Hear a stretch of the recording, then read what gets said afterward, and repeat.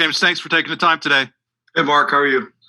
I'm doing great. Hey, I wonder if you could talk a little bit about Jair Brown and some of the younger safeties who we haven't seen. Obviously, we saw a bunch of the veteran Brisker and Sutherland a lot last year.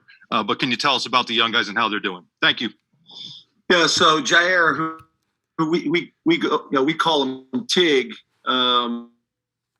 Tig's had a really good spring. I think he's leading us right now in turnovers, and he's just much more comfortable and much more confident, which we typically see in second-year players, whether you're a second-year high school or second-year junior college player.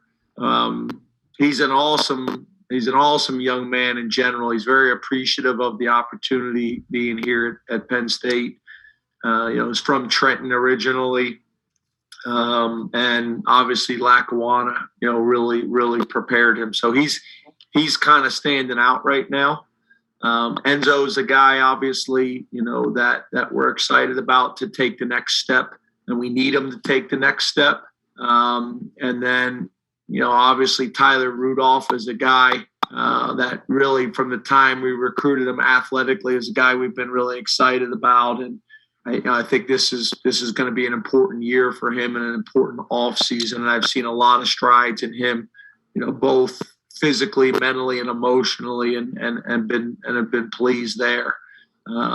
So it's an interesting group, and it's a good group. We got to keep challenging those guys to get better. I think Anthony Poindexter, has done a really good job. He's brought a bunch of energy at practice. The guys really like him. The staff really like him.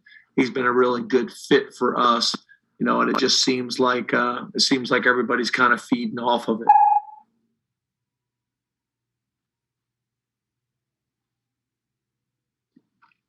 Tobias Wilborn, and then Audrey Snyder. Hey, James, thanks for the time as always. You as well. Thank you. What have you noticed with the quarterback room, particularly with Robeson, is he's potentially maybe getting more opportunities? What have you kind of noticed with really all three of those guys? Yeah, I think like it is for a lot of positions, but probably magnified at the quarterback position is it's consistency. Taekwon has really done some nice things since he's been here and this spring as well. But it's about consistency, and most of these guys make really good, flash plays or a big time throw or decision or whatever it may be. But it's really about consistency. It's kind of like the kicker that can make the 60-yarder every once in a while, but doesn't consistently hit the 40-yarder, and that's what you need. So I think Taekwon is showing more of that right now. Vayu, I think, is pretty far along, for a true freshman in terms of being able to operate what we're asking him to do. But I think that's obviously, based on your question, that's an important thing for us to figure out is, we got to make sure we have a 2 and a 3.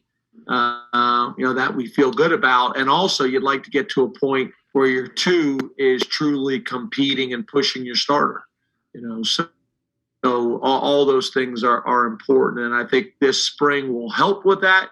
But if I had to guess, that'll go into fall camp as well. Audrey Snyder, and then Ben Jones.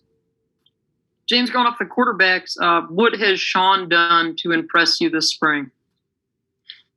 He's a vet. He's a smart guy. He asks really good questions. He's had a lot of success and he's had a lot of adversity. And with that comes maturity, comes wisdom, comes experience. He's a guy that really wants to be good and really works at it, both mentally and physically. I think Coach Yursich has been pretty impressed with him. In terms of his ability to take information from the meetings and transfer it to the field.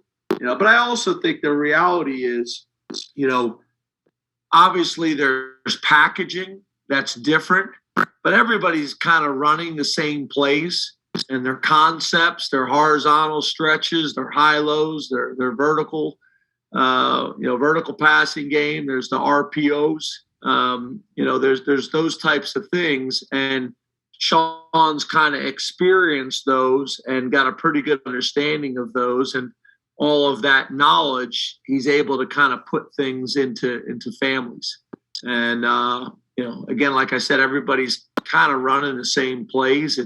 It's how you package them all together. But he's been impressive so far. Ben Jones, then Elton Hayes. Hey, James, how's it going? Good, Ben. How are you? Good, I'm good.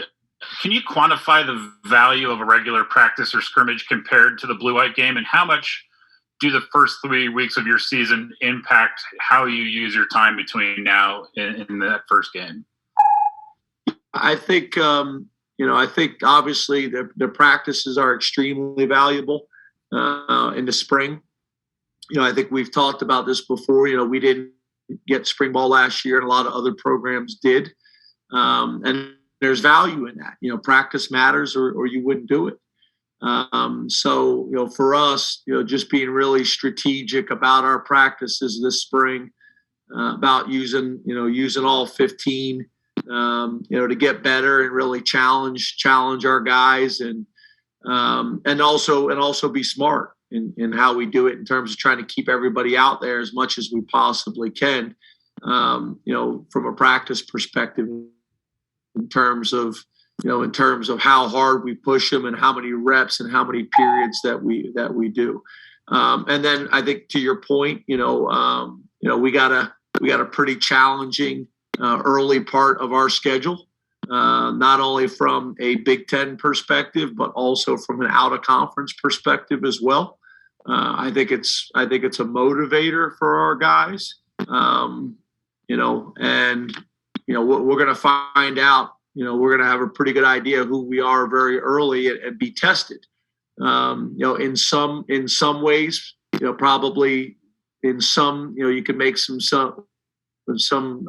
comparisons to maybe the 2016 season, where we faced a pretty tough schedule very early on, and we're able to grow from that as the year went on. Elton Hayes, then Ben. Hopefully not the same results at the beginning of the 2016 season.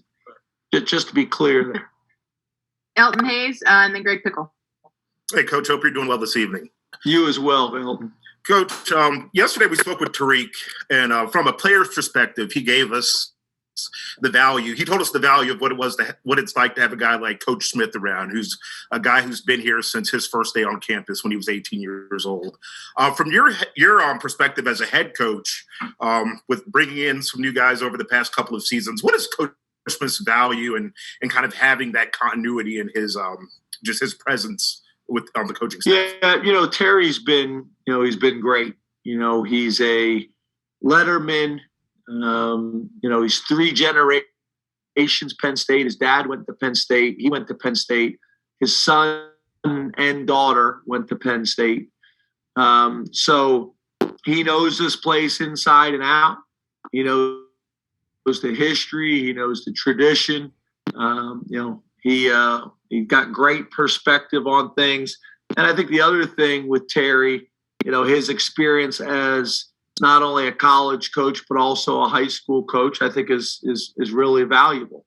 I think it's also interesting, very similar to Coach Galt, not only is he a coach, but he's also been the parent of a Division I athlete, and both of them have been Division I athletes that have come through our program and our style of program. So, I think there's just so many different perspectives on that. And then I think the other thing with Terry is Terry's a truth teller. Terry's going to tell me the truth. When I ask Terry a question, you better be ready for the answer, which I love. I don't want a bunch of yes men around me. And Terry's going to tell you his opinion. And he does the same thing with the players. I think a mistake that sometimes coaches make is they try to sugarcoat things for the players, and players need to get that constructive criticism and that feedback so they know they're strengths and they know their weaknesses, and then how they're going to work on their weaknesses to fix them. That's how you get better. And I think Terry's done a really good job in his room of developing that type of expectation and that type of standard. I think we got a chance to be really good, at corner and in the secondary.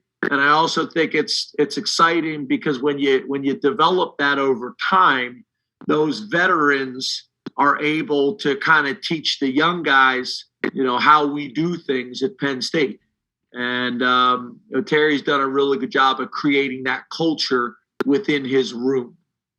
So I think there's value in that. There's value from a letterman's perspective.